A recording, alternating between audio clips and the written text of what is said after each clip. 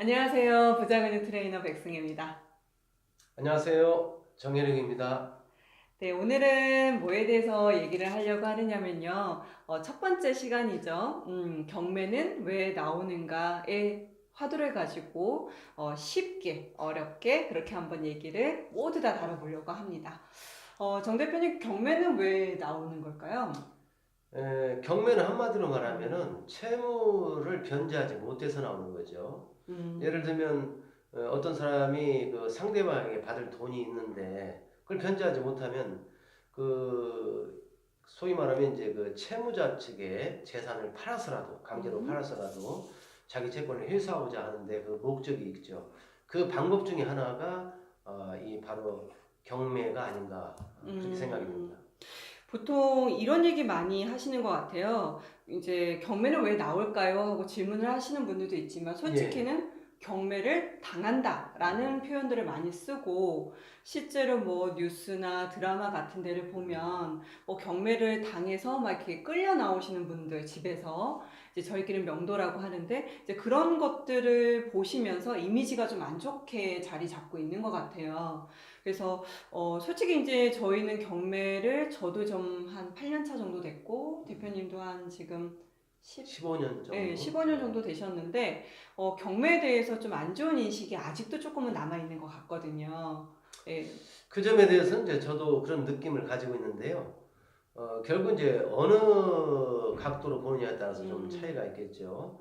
채무자 측에서는 이제 아무래도 자기가 가지고 있는 특히 이제 부동산 같은 경우, 주택 같은 경우는 그 이 후유증이 크잖아요. 만약에 경매로 날려서 어디 오갈 데가 음, 없다든가 이제 그런 측면에서 본다고 하면 경매라는 것은 상당히 어찌 보면 잔인한 거 아니냐 이렇게 음, 볼 수 있는데 돈을 받아야 될 채권자 입장에서 생각해 본다고 하면 음, 결국은 이제 저는 당연하다고 보는 것이죠. 음, 일단 타인에게 돈을 빌렸거나 또는 갚아야 될 돈이 있다면 갚아야 되겠죠. 음, 재산이 없으면은 물론 이제 못 갚습니다. 그런데 있다고 하면은 음, 그걸 팔아서라도 갚아야 되는데 그런데 또 막상 그게 쉽지 않아요. 음. 그래서 임의로 처분해서 갚는다는 것은 정말 어려운 결정이고 그래서 이 경매라는 어떤 강제적인 매각 절차를 통해서 채권자가 채권을 회수할 수 있도록 하기 위해서 둔 제도라고 봅니다. 음.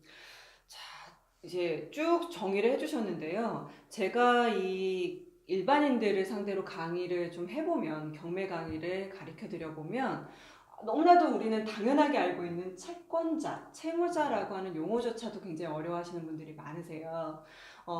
여기서 이제 앞서서 이 채권이라고 하는 게 뭐며, 또 채권자와 채무자는 뭔지를 또 한 번은 그래도 간단하게라도 정리를 좀 하고 가야 될 것 같아요. 어, 이제 아까 경매를 당한다라는 표현은 어찌 보면 채무자 네, 입장인 것 같고요.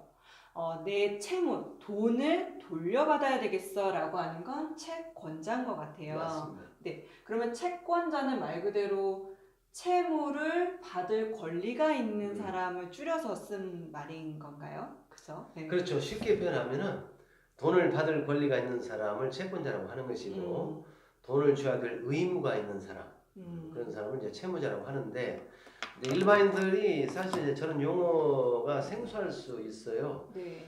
경매 절차에서 채권자, 채무자가 그렇게 이 경매를 실제 하는 데 있어서 중요한 건 아닙니다. 음, 그러나 기본적인 것이 이게 탄탄히 다져지지 않으면 나중에 더 멀리 나갈 수가 없어요. 그런 음, 의미에서 본다면 용어 하나조차도 정확하게 알고서 음, 출발하는 것이 그게 올바른 경매 음. 공부하는데 도움이 될 거라고 그러면 봅니다. 말 그대로 음, 채권은 돈을 받을 권리인 거고요. 예, 그 돈 받을 권리를 가진 사람을 음, 채권자, 그렇죠. 그리고 그 돈을 갚을 의무가 있는. 의무를 가진 사람을 채무자. 예. 네, 이렇게만 정리하시면 될 것 같아요. 그런데 앞서도 이제 경매를 당한다라는 표현을 자꾸 음, 저희가 쓰니까 경매에 대해서 좀 안 좋은 인식을 많이 가지고 있는 것 같은데 그게 어찌 보면 이제 채무자인 거고 음. 항상 이 채권자는 은행들이었던 것 같아요. 그렇죠. 대부분은. 네. 그래서 이게 조금 뭔가 음, 은행은 굉장히 좀 강하고 음, 이제 뭐 힘을 가진 사람처럼 보이는데 채무자는 그렇지 않기 때문에 그런 인상을 좀 가지고 있는 것 같아요. 그런데 좀 달리 좀 얘기를 해보자면 이렇게 좀 다가가 보면은 어떨까 싶어요. 채권자를 은행으로만 놓고 보면은 굉장히 힘이 있는 사람처럼 보이니까 좀 안 좋은 인식을 느끼실 수 있는데 이걸 개인으로 한번 가져가 볼게요. 채권자와 채무자.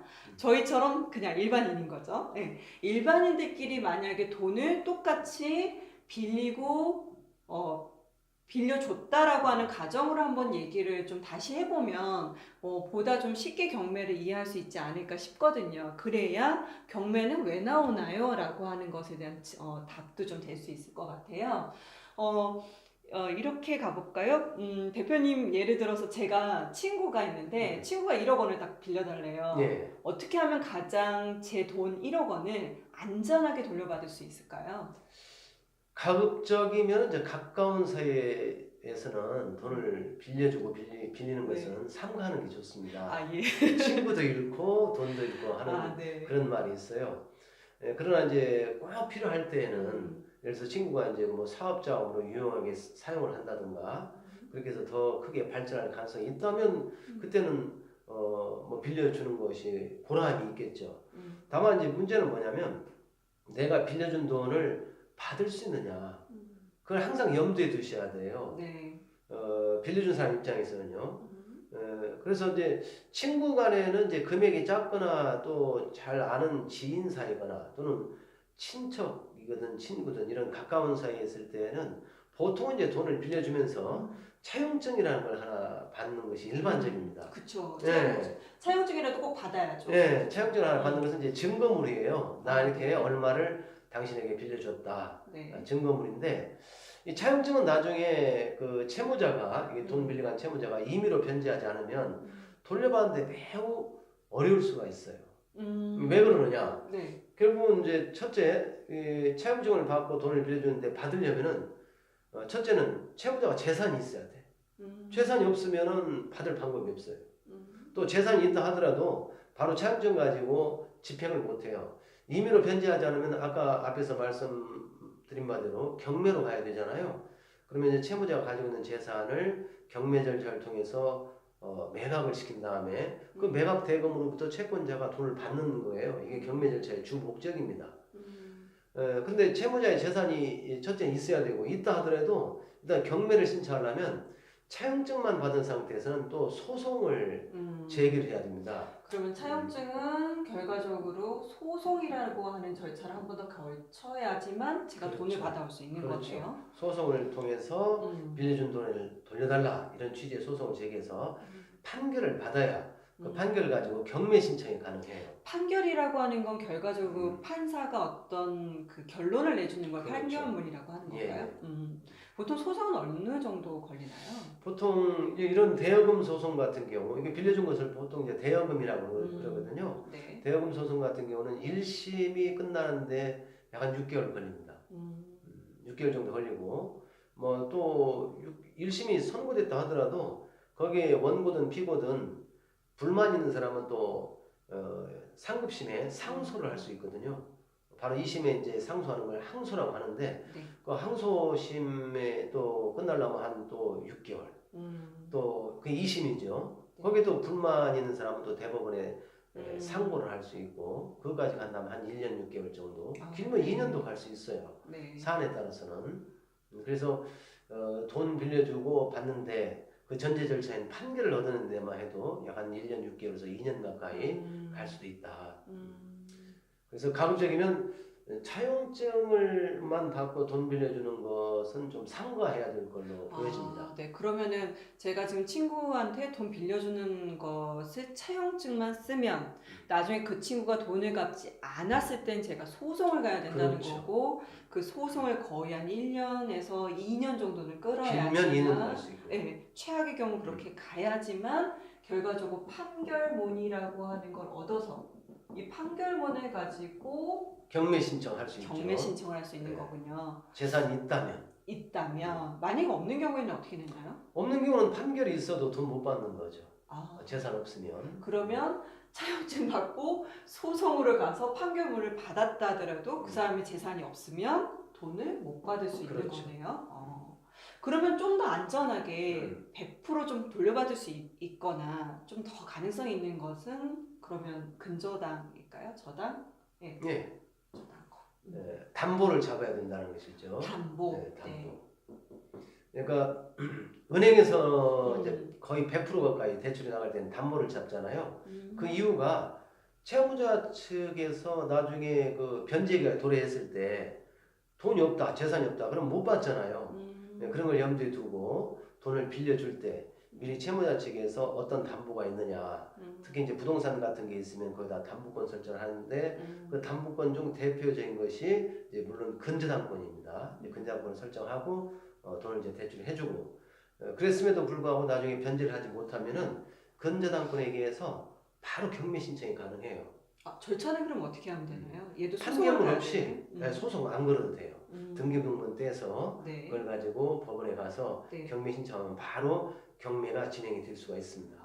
그러면은 이 근저당이라고 하는 거는 애초에 등기부 등본에 기재가 되도록 되어 있고 그렇죠. 그 등기부 등본을 내가 돈만 못 받으면 띄어서 바로 법원으로 가면 경매 신청이 바로 가능하다라는 그렇죠. 바로 거군요. 가능합니다. 그러면 이런 소송이란 절차가 하나도 필요하지 않기 때문에 훨씬 그렇죠. 더 강력하다라는 거잖아요. 강력하고 또 하나 이제 차후에 뭐 이 시간을 이제 다음 시간쯤 또 말씀드리겠습니다만은 이 차용증만 쓰고 경매를 이렇게 붙이잖아요. 네. 그러면 딴 사람들이 빚쟁이들이 있을 수 있어요. 네네네. 그럼 내가 이제 차용증 가지고 경매를 판결까지 받아서 경매를 신청해서 경매를 신청해놨는데 그 채무자의 다른 빚쟁이들이 거기다 가압류를 한다든가 이렇게 되면 그 나중에 그 매각대금 가지고 서로 나눠 가져야 됩니다. 평등하게. 네네. 그 채권의 비율대로. 그러니까 결국 회수할 금액이 줄어들 수밖에 없는 거죠.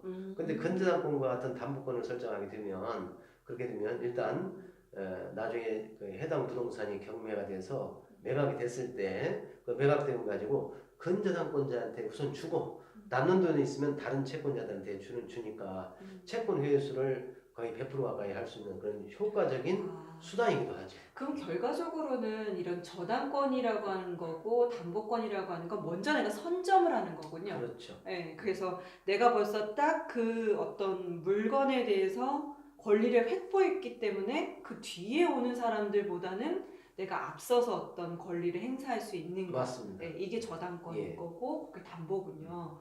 보통 이제 그래서 은행에 가면 항상 뭐 담보물건으로 뭐 이렇게 설정해라라고 하는 게 그런 거고 담보에는 결과적으로 물건이라고 하는 여기서는 담보 물건으로 해야 되나요? 물건으로? 권. 네. 권리할 때. 네. 요것도 헷갈리시는 분들 많이 있으세요. 우리가 이제 보통 부동산은 물건이라고 부르고요. 어떤 그 물건에 대한 권리를 가지는 것을 물권이라고 하거든요. 그래서 두 개는 굉장히 다른데 요것도 좀 따로 챙겨서 잘 생각을 좀 해주셨으면 좋겠어요. 그래서 어찌 보면은 담보 물건을 우리가 갖는 것이 말 그대로 저당권이다라고 생각을 하시면 되니까 만약에 앞으로 친구분이 혹은 누군가가 돈을 꿔달라라고 하면 차용증 쓰자라고 하시면 안 되고 이제 현명하게 이제 어떻게 하셔야 되는 거죠? 차용증 플러스 플러스 저당권. 차용증은 반드시 있어야 돼요. 차용증이 있어야지만 저당권을 설정하러 갈 수 그렇죠. 있나요? 네. 차용증 말고는 없나요? 이제 차용증이 우리 흔히 시중에서는 차용증이라는 말 쓰는데 네. 정식 명칭은 금전 소비대차 계약. 금전 소비대차 계약. 소비대차 계약서죠. 계약서. 소비대차. 계약서. 그러니까 금전을 대차는 뭐에 대한 뜻인가요? 우리가 이제 돈이라는 것은 내가 10만 원을 빌렸어요. 네. 5만 원권 2장을 빌렸어요. 네. 내가 나중에 갚을 때 그 빌린 돈 그대로 갚을 필요가 없잖아요. 네네네. 형태가 달라져도 된다는 그렇죠. 거죠? 동종, 동량, 동질의 물건을 이렇게 갚으면 되는 거예요. 그 말이 대차. 네, 대차할 때는. 그러니까 내가 쌀을 만약에 예를 들어서 백미 한 가마를 빌렸다. 그러면 그 빌린 것과 똑같은 걸 갚을 수는 없잖아. 이미 내가 소비를 했으니까 네네. 그 소비를 하고 대신 다른 동종, 동량, 동질의 물건으로 이렇게 갚을 때 그러면 우리가 소비 대차라고 그래요. 소비 대차. 그래서 결과적으로 돈을 음. 갚는 것에 그렇죠. 대한 금전을 음. 소비하고 그 우리가 같은 뭐 만 원권, 5만 원권 빌렸지만 만 원권이든 천 원권이든 같은 금액으로 변제하면 되잖아요. 네네. 그걸 대신해서 변제하면 되잖아요. 그런 유형의 빌린 것을 소비하고 동종, 동량, 동질의 물건으로 변제를 한다. 이런 걸 보통 소비대차 계약이라고 그래요. 아, 그럼 두 개는 동일한 개념이라고 봐도 그렇죠. 상관없나요? 뜻은 똑같습니다. 저는 항상 이제 차용증을 일반인들이 많이 쓰시기 때문에 네. 자, 그러면은 이제 차용증을 쓰는 방법도 있었고 저희가 이제 저당권을 잡는 방법도 있었는데 이게 경매에서는 조금 다르게 좀 적용이 돼요. 보통 이제 경매에는 임의경매라고 하는 카테고리가 있고 강제경매라고 하는 이제 용어가 있는데 이 두 개가 결과적으로 출발이 조금 다른 거죠. 아까처럼 차용증을 써서 소송을 막 가서 판결을 받아서 그 사람이 어떤 재산이 있을 때 압류를 해서 그 압류에 기해서 경매를 하는 게 강제경매인 거고요. 그 다음에 저당권은 말 그대로 등기부 등본에 내 이름이 적혀져 있으니 그 등기부 등본만 띄어서 가져가서 바로 경매를 넣을 수 있는 임의의 성격이 있다라고 해서 임의경매라고 하는 거거든요. 그래서 솔직히 경매를 이제 저희가 가르쳐 드려봐도 임의경매, 강제경매를 요즘은 그렇게 딱히 설명을 긴 시간 드리지 않습니다. 한 5분 정도 딱 이렇게 이렇게 갑니다 정도만 얘기를 해요. 근데 예전에 제가 아주 오래전에 경매를 배웠을 때는 이 두 개를 굉장히 좀 심도 있게 다뤘던 기억이 나거든요. 차이점이 분명히 한 가지가 있었거든요. 예. 네.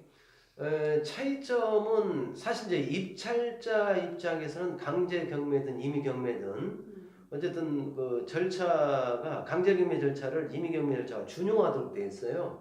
그래서 차이점이 이렇게 대부분 공통점이 많고 몇 가지 차이점이 있는데 입찰하는 사람 입장에서는 뭐 큰 뭐 차이를 못 느낄 겁니다. 강제 경매로 경매 절차가 진행되든 임의 경매로 절차가 진행되든 내가 낙찰 받으면 되고 명도 받으면 되는 것이다. 네. 그래서 경매 절차가 순조롭게 진행될 때는 양자의 차이점이라는 것은 크게 이 의미가 없다고 봐요. 다만 이제 언제 이렇게 극명하게 차이가 나냐면 경매가 순조롭지 않고 예를 들어 채무자가 태클을 걸 때, 내 이 물건 경매로 나 날리기 싫어. 채무자. 날리기 자신의 싫어. 재산을 지키고 그렇지. 싶어서. 날리기 싫어. 네. 그랬을 때는 경매 절차를 정지시킬 수도 있고 또 없앨 수 있어요. 뭐 취하 내지는 또 취소 이런 걸로 갈 수 있어요. 그런 측면에서는 양자 간에 약간의 차이가 있다는 것인데 뭐 오늘 이 시간에 이제 그런 내용까지 깊이 설명하기에는 어울리지 않고요. 다음에 이제 기회를 만들어서 강제 경매와 임의 경매의 차이점을 상세히 소개할 내용이 있는데 이제 하나만 말씀드리면 일반인들이 이해하기 쉽게 경매 진행되는 거 당한 사람 입장에서 싫잖아요. 네네. 예, 그럼 이걸 이제 없애고 싶잖아요. 그러면 일단 채권자에게 자기 채무를 변제를 해야 돼요. 근데 변제를 한다고 해서 경매가 없어지는 건 아니에요. 예, 후속 절차가 따라야 되는데 강제 경매 같으면은 이제 그런 점에서 변제를 하고 소송이 수반돼야 됩니다. 예, 채권자와 합의가 안 되면 청구 이의소라고 해요. 전문 용어로는. 청구 이의소. 예, 네. 청구 이의소를 제기하고 경매 절차를 정지시킨 다음에 청구 이의소라는 건 뭐냐면 나 돈 갚았다. 그러니 이 경매 절차는 이건 위법이다. 내가 정지시켜 주시오 하고 청구 이의소를 제기해서 그 소송 절차에서 존재하는 채무가 없다고 판결이 되면 경매 절차는 당연히 이제 취소돼서 없어지는 거고 임의 경매 같은 것은 이제 저당권으로 담보된 채권 변제하면 되는 것이거든요. 네. 굳이 뭐 소송까지 갈 필요 없고 그래서 그러면 예를 들어서 이제 경매는 낙찰자가 있을 수 있잖아요. 저희는 어차피 뭐 경매를 넣을 일보다는 입찰을 할 가능성이 그렇죠. 훨씬 더 많으니까 입찰자에서 입장을 놓고 보면 제가 낙찰을 받았어요. 경매로. 근데 그 후에도 이렇게 그 채무자가 이 채무를 변제를 해서 없앨 수도 있는 건가요? 상당히 이제 조금 깊이 초반기 치고는 깊이 들어가는 내용인데 그럴 수 있습니다. 일례로 몇 달 전에 제 아시는 분이 재개발 지역에 부동산을 낙찰을 받았어요. 싸게. 네. 그런데 채무자가 이걸 놓치기 싫으니까 네. 경매를 신청한 그 당시에 이제 농협에서 신청을 했어요. 음. 농협에서 이제 근저당권을 설정하고 임의 경매를 신청했는데 일단 제가 아는 지인이 낙찰을 받으니까 경매를 취소시키고자 농협에다 변제를 한 거예요. 채무를 네. 변제를 했어요. 네. 근데 변제를 한다고 해서 바로 경매가 없어지지 않아요. 네. 변제하고 그러면 저당권 말소해야 되잖아요. 네. 채무를 변제했으니. 네. 그래서 말소하고 그 말소된 등기등본 첨부해 들고 네. 경매법원으로 가야 돼요. 네. 가서 이렇게 채무를 변제해서 말소를 했으니 경매를 취소시켜달라. 그러면 경매는 없어지고 그럼 낙찰받은 나는 어떻게 되느냐? 낙찰자 주의도 다 없어집니다. 그냥 헛고생한 것이죠. 그러면 보증금 넣어놨던 것을 그때 가서 나중에 돌려받는 당연히 건가요? 돌려받죠. 어차피 이제 저희가 이 취지가요, 쉬운 경매, 어려운 경매예요. 그래서 용어 하나하나에 대한 정의도 가겠지만 지금처럼 조금 어려운 게 나오면 그냥 끝까지 다 갈 거예요. 그래서 저는 이 질문을 하고 싶으면 할 거기 때문에 좀 취지를 잘 이해를 해주세요. 네, 그래서 잠깐만 덧붙이면 네. 어차피 말이 나왔으니까. 네. 그래서 낙찰받은 물건이 상당히 좋은 물건이다. 네. 그리고 상대적으로 싸게 샀다. 그랬을 때는 가급적이면은 그 낙찰 대금을 빨리 내는 게 좋습니다. 아, 그렇군요. 가급적 왜? 채무자 입장에서 좋은 물건은 놓치기 싫으니까 어떻게든지 돈을 융통해가지고 그 경매 신청한 채권자에게 변제를 해서 경매를 없애려고 할 거 아니에요. 네. 그러니까 누가 빠르냐? 경락대금을 내버리면 낙찰대금을 내버리면 그 뒤에는 돈 갚는다고 해서 네. 그 낙찰의 효과가 무효가 되지 않아요. 그러니까 가급적이면 좋은 물건은 빨리 낙찰대금을 내는 것이 좋다. 이게 이제 입찰자 입장에서 이제 그런 측면에서 받아들이면 도움이 될 것 같습니다. 그러면 채권자가 이제 돈을 돌려받는 과정에서 저당권이라고 하는 걸 설정을 했고 임의 경매로 갔고, 그런데 얘가 경매가 진행이 돼서 낙찰자가 나온다 하더라도 이제 그 취소하는 것에 대한 소를 제기를 해서 이제 얼마든지 얘를 없앨 수 있다라는 측면이 있었는데 그 소는 그러면은 오래 걸리나요? 강제 경매 같으면 네. 어차피 말 나왔으니까 좀 어렵더라도 네. 말씀드릴게요. 이 아까 차용증만 받고 돈 빌려준 사람은 판결 받아서 네. 그 판결문이 있어야 경매 신청을 할 수 있고 네. 그 판결문에 의해서 신청하는 경매를 우리가 강제 경매라고 했어요. 이와 같은 강제 경매의 경우에는 채무자가 채권자한테 돈을 변제한다고 해서 그 경매가 없어지지 않아요. 그러니까 이건 조금 깊이 들어간 내용이지만 변제를 하고 그 변제 영수증을 첨부해서 네. 법원에 가서 경매법원에 가서 나 이렇게 변제했으니 경매를 없애달라. 그렇다고 해서 없어지지 않아요. 왜? 그 영수증이라는 것은 공문서가 아니고 사문서다 보니까 위조한 줄 수도 있잖아요. 그러니까 그거 믿고 경매를 없앨 수는 없습니다. 그래서 강제 경매 같은 경우는 채무를 변제하면 지체 없이 청구 이의소라는 게 있어요. 네. 경매법에다 하는 게 아니고 민사법에다 하는 거예요. 소송법에다 청구 이의소를 제기하고 아울러서 그 법원에다가 경매 절차 정지 신청도 해야 됩니다. 진행이 되면 안 되잖아요. 네. 진행되면 돈 내버리잖아. 네. 그래서 소송 제기와 더불어서 경매 절차 정지 신청을 하게 되면 정지 결정문이 나와요. 그 결정문을 빨리 받는 즉시 경매법에다 내면 경매 절차 거기서 딱 정지가 돼요. 그러면 대금을 내고 싶어도 못 내. 그렇게 정지시켜 놓고 청구 이의소에서 네. 정말 채권자가 받을 돈이 있냐 변제가 됐냐 이걸 따져가지고 다 변제가 됐다고 하면 그러면 채무는 부존재하는 걸로 드러났잖아요. 그 판결문 제출하면 경매는 취소가 되고 그럼 낙찰자는 결국은 좀 허탈하지만 결국 그 물건을 낙찰받는 것은 실패로 돌아가는 것이죠. 이렇게 이제 좀 까다롭고 임의 경매 같은 경우는 아까 반복되는 얘기지만은 저당권자 채권자인 저당권자에게 돈 변제하고 말소를 하면 돼요. 네. 저당권 말소해야 되잖아요. 네. 말소된 등기부등본을 법에다 내면 그러면 바로 정지와 동시에 이제 취소 절차가 진행됩니다. 그러니까 그 뒤에는 낙찰자가 돈을 낸들 의미가 없어요. 경매는 없어진 것입니다. 그런 점들을 참고하셔서 이 좋은 물건 낙찰 받았을 때는 가급적이면 경락잔금을 빨리 내는 게 좋다라는 것이죠. 그러면 앞으로 좋은 물건이라고 판단이 됐을 때 임의경매와 강제경매가 있다면 그래도 임의경매 쪽이 조금 더 서둘러야죠. 예, 예, 그렇고 강제경매는 소송에서 이렇게 막 가야 되니까 조금 더 절차가 복잡할 수 복잡하죠. 있다라고 하는 거네요. 그래서 그 옛날에는 강제경매의 경우에는 낙찰을 받고 그 취하하는 것에 대한 걸로 또 약간의 그 돈이라 그럴까요? 예, 취하 자금 뭐 이런 거를 받았던 사례들이 이렇게 좀 있었잖아요. 예, 그렇죠. 예. 예, 최근에도 경매 물건이 지금 많이 쏟아져 나오고 있고 증가 추세에 있습니다. 예, 그런데 그 중에는 이제 경매 물건이 많이 나온다는 얘기는 네. 거기에 양질의 물건이 많이 포함된다는 거예요, 확률적으로. 선택의 폭도 그만큼 경매를 하고자 하시는 분들이 선택의 폭이 그만큼 넓어지는 거예요. 그걸 채무자 입장에서 바라본다면 채무자는 놓치기 싫은 거예요. 좋은 물건을 싸게. 네. 경매는 어쨌든 간에 시세보다는 싸게 낙찰된다는 게 그게 가장 강점이거든요. 네. 그렇죠. 그래서 채무자 입장에서는 이제 아무래도 어떻게든지 그걸 움켜주려고 하는 것이고 낙찰자 입장에서는 어떻게든지 자기 소유로 만들려고 하는 것이고 여기서 누가 빨리 대처하냐에 따라서 낙찰자한테 소유권이 넘어갈 수도 있고 채무자가 그 부동산을 지킬 수도 있는 것이죠. 그 저희가 어찌 보면은 채권자, 채무자 그리고 서로 이제 돈을 빌려 주고 받는 과정에서 어떻게 하면 내 돈을 잘 돌려받을 수 있지까지가 이제 이 상황을 쭉 설명을 드린 거예요. 그러니까 다시 돌아가서 얘기를 좀 정리를 하자면 경매는 왜 나오느냐? 말 그대로 돈을 서로 빌리고 빌려준 과정이 있었다라고 하는 게 선행. 근데 그 과정에서 돈을 못 받은 거죠. 누가? 채권자가.